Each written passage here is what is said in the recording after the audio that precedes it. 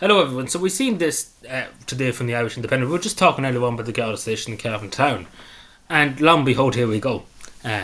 This just shows the justice system playing out. The people who commit crimes already, who are out already on bail for crimes they committed, commit more crimes. You couldn't make it up. But this is the thing. The state is more worried about people who don't use the right pronouns. This is the issues. This is the main issue for the state. And, let's put it this way. There's people in prison for TV licenses. The Irish state is more worried about TV licenses and the most smallest thing imaginable. And they're more worried about locking them people up in prison. And they wouldn't dare let you out on bail if you didn't pay your TV license. But, if you finally attack someone or rob a shop with a gun, you get out on bail. Makes sense.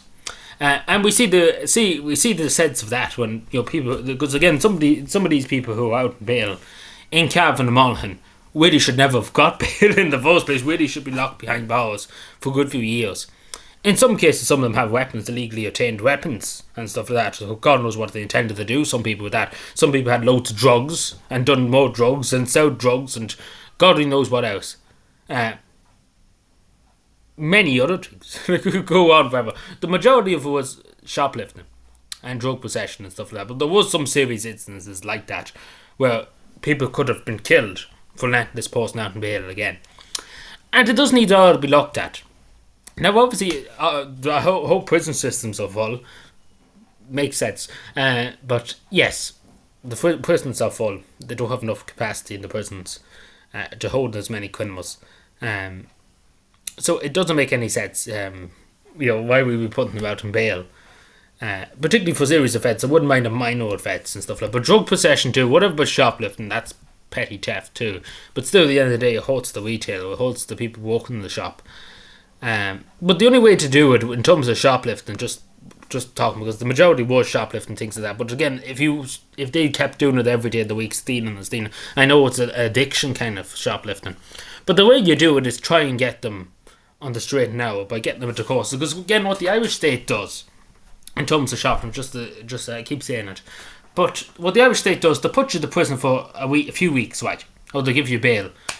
And then you go out and do the same thing again. It's just a cut and repeat. There's no kind of trying to reform the person. What they do in Finland, take for example, and I keep using Finland, but it's a great example of what they do, and it does work. It works 9 out of the 10 times people have done it. It works literally nearly 90%, 99.9% it works for them. That they get them help, they get them treatment, they try and get them to do something else, they try and get them a degree, they try and get them something to give them stability, and they try and get them away for doing it. In this country, it's just put them to prison, put them on bail. But for small offences like shoplifting and stuff like that, it's more an addiction, but still against the law, of course. We can't say it's an addiction and say, oh, you're forgiven because it's an addiction. You can't do that. But we have to get the person help when they do shoplift, or they do have an issue with shoplifting. Because, again, it's a habit, like some people get into a habit of doing it. Some people do it just for fucks, just because they want to do it. And some people do it on necessity because they can't afford it. And whatever, but the one with the necessity, if you can't afford to feed your children and stuff like that, in terms of the law and in terms of society, people would say that's not the worst thing, because you're feeding your children and stuff. Say, for example, if you rob a loaf of bread in the shop because you're starving and stuff like that on the street, well, society really wouldn't look down at that person, and the justice wouldn't really, because you're trying to feed yourself, trying to keep yourself alive.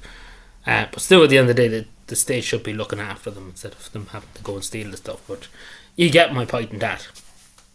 But it does need to be looked into. That it's about reforming people. It's trying to get them on the straight and narrow by giving them courses, giving them online, like giving them total education, etc., etc., and trying to reform them. What they do in Finland, it's perfect to stop them from doing it. So they only commit the crime once, and then they never will commit. That's what I'm trying to say.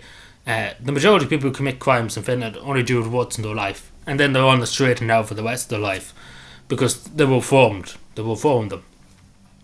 But for drug possession too, because it's a dangerous thing for drug possession too, if somebody has an overdose, or God forbid they sell it to another person, they could end up having a seizure, die, God only knows what else. We could go on and on for the next 6 or 7 days. Criminal damage, etc., etc., other stuff, we commit. So take for example, somebody, for whatever reason, wanted to go and break a few windows, and they caused about €2,000 worth of damage to windows. Civics up in Cavan. They get out on bail for it.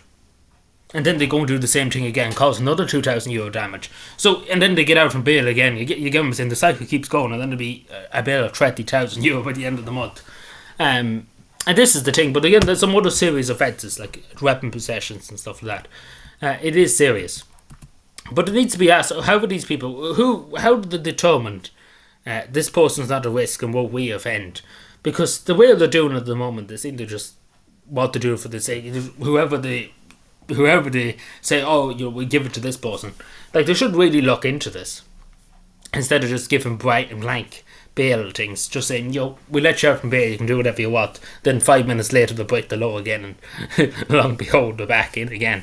Like, it's just a constant cycle. It's the same with shoplifting. It's just a constant cycle. And we have to ask too, what's our society? Because young people, particularly, and other people, see this happening. Law-abiding citizens like myself, who works hard, pays my taxes. We see this, and God forbid we could be the end of some of these people that could attack us, could rob us, could steal stuff from us, and they get out on bail after doing it. And again, there's a big insult to the law-abiding citizens who are doing their best, trying to pay the bills. It's lunacy. But yeah, let me know what you think. Subscribe more, and bye.